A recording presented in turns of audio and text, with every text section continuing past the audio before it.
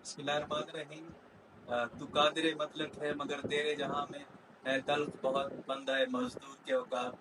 आज यकम मई है और पूरी दुनिया में मजदूरों का आलमी दिन मनाया जा रहा है।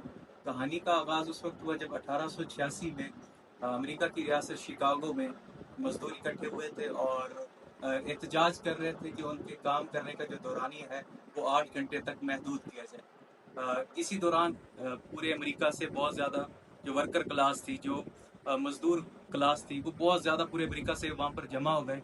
और जो वहाँ पर जमा हो गए तो तादाद इतनी ज़्यादा हो गई कि उनको डिस्पर्स करने के लिए कोई हुकूमत की तरफ से इकदाम किए जा रहे थे।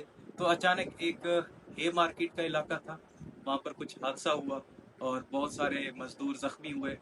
बाद में 1899 में, ये 1886 में था, और 1899 के ज़माने में जो सोशलिस्ट जमातें थी उनका एक इजलास हुआ था पेरिस के अंदर उनका इजलास हुआ और उन्होंने तय किया कि इसके लिए लेजिस्लेशन की जाएगी, कवानीन बनाए जाएंगे और ह्यूमन राइट्स के हवाले से जितना भी इस मजदूर क्लास के लिए जितना कुछ किया जा सकता है वो उसके लिए इकदाम करेंगे।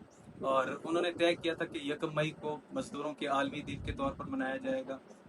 इसके साथ साथ अगर हम इसको इस्लामिक पॉइंट ऑफ व्यू से देखें तो हमें हदीस में कसरत से ह्यूमन राइट्स का भी मिलता है और मज़दूरों के जो हकूक़ हैं उनके बारे में मिलता है। जैसे आप सल्लल्लाहु अलैहि वसल्लम ने फरमाया कि क़यामत वाले दिन मैं उस शख्स के मुकाबिल खड़ा हूँगा जो काम तो पूरा लेगा लेकिन उजरत उसकी पूरी नहीं देगा।